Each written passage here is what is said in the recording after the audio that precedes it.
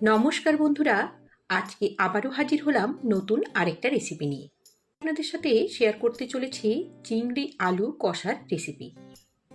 দুর্দান্ত স্বাদের চিংড়ি মাছের এই রেসিপিটা গরম ভাতের সাথে খেতে অসম্ভব সুন্দর হয়।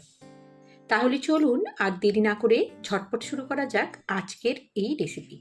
চিংড়ির এই রেসিপিটা তৈরি করার জন্য আমি এখানে প্রায় 300 গ্রাম মতো চিংড়ি মাছকে ভালো করে ধুয়ে পরিষ্কার করে নিয়েছি। একে ম্যারিনেট করে রাখার জন্য আমি দিয়ে দিচ্ছি 1/4 চামচ পরিমাণ নুন, তার সাথে 1/4 চামচ পরিমাণ হলুদ গুঁড়ো আর 1/4 চামচ পরিমাণ কাশ্মীরি লঙ্কার গুঁড়ো।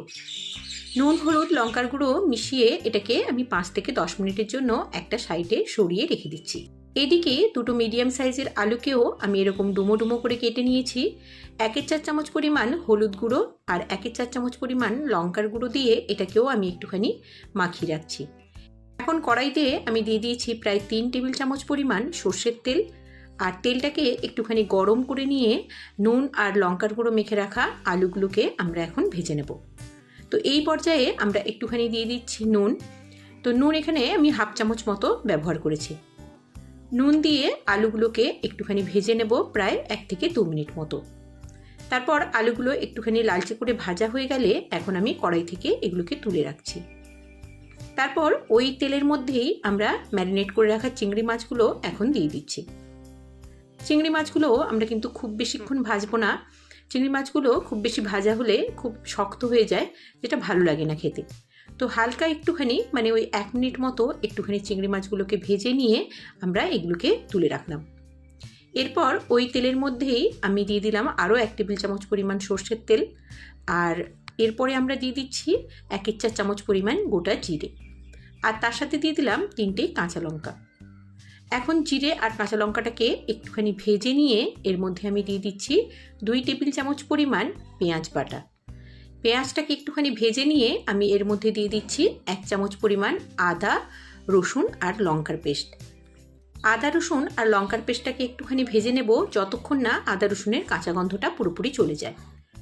এরপরে আমি এর মধ্যে দিয়ে দিলাম একটা মিডিয়াম সাইজের টমেটো কুচি, আর তার সাথে পরিমাণ মতো নুনটাও এই পর্যায়ে আমি অ্যাড করে দিলাম। এতে টমেটোটা খুব সুন্দরভাবে কিন্তু নরম হয়ে যাবে। আর এর সাথেই আমি দিয়ে দিচ্ছি 1/4 চামচ পরিমাণ হলুদ গুঁড়ো, তার সাথে 1/2 চামচ পরিমাণ কাশ্মীরি লঙ্কার গুঁড়ো, 1/4 চামচ পরিমাণ জিরে গুঁড়ো আর 1/2 চামচ পরিমাণ ধনে গুঁড়ো। এখন আমরা টমেটো আর এই গুঁড়ো মশলাগুলোকে বেশ ভালো করে কষিয়ে নেব যতক্ষণ না মশলাটা থেকে তেল ছাড়তে শুরু করে। দেখুন মশলাটা ভাজা হয়ে গেলে এখন আমি এর মধ্যে ভেজে রাখা আলু আর চিংড়ি মাছগুলো দিয়ে দিচ্ছি। আলু আর চিংড়ি মাছগুলো দেওয়ার পর আমাদের আরও 2 থেকে 3 মিনিট মতো লো আঁচে রান্নাটাকে করে নিতে হবে। মানে আমরা একটুখানি ভালো করে কষিয়ে নেব, কারণ কষিয়ে নিলেই রান্নার টেস্টটা অনেক বেশি ভালো আসবে। এরপরে আমি প্রায় 1.5 কাপ পরিমাণ এখানে দিয়ে দিলাম হালকা গরম জল। জল দেওয়ার পর একটুখানি আমি সব কিছু মিশিয়ে নিচ্ছি। তারপর এটাকে ঢাকা দিয়ে রান্না করে নেব যতক্ষণ না আলুগুলো সেদ্ধ হচ্ছে। প্রায় 15 থেকে 20 মিনিট মতো আমি লো আঁচে এটাকে রান্না করে নিয়েছি। এখন আমরা ঢাকনাটা খুলে নিচ্ছি। তো এই পর্যায়ে আমরা নুন ঝালটা অবশ্যই একবার চেক করে নেব। আর দেখতে পাচ্ছেন ঝোলটা কিন্তু এখনও একটুখানি বেশি আছে। তো আমরা গ্যাসের ফ্লেমটাকে এখন হাইতে রেখে ঝোলটাকে একটুখানি কমিয়ে নিচ্ছি। আর এই সময় অবশ্যই একটুখানি চেক করে নিতে হবে আলুগুলো সেদ্ধ হয়েছে কিনা।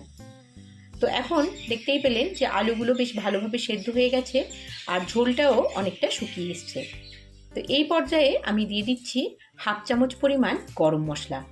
এখানে আমি শাহি গরম মশলাটা ব্যবহার করেছি। আপনাদের কাছে না থাকলে বিরিয়ানি মশলাটাও 1/2 চামচ পরিমাণ এর মধ্যে ব্যবহার করতে পারেন, তাতেও টেস্টটা অসম্ভব ভালো হয়। গ্যাসের ফ্লেমটা অফ করে একটা প্লেটের মধ্যে আজকের এই রান্নাটাকে সার্ভ করে নিলাম। কেমন লাগলো রেসিপিটা সেটা জানাতে কিন্তু একদমই ভুলবেন না। আর ভালো লাগলে অবশ্যই ভিডিওটিতে একটা লাইক করে দেবেন। আর যারা এখনও চ্যানেলটিকে সাবস্ক্রাইব করেননি তারা অবশ্যই চ্যানেলটিকে সাবস্ক্রাইব করে পাশে থাকবেন। নমস্কার।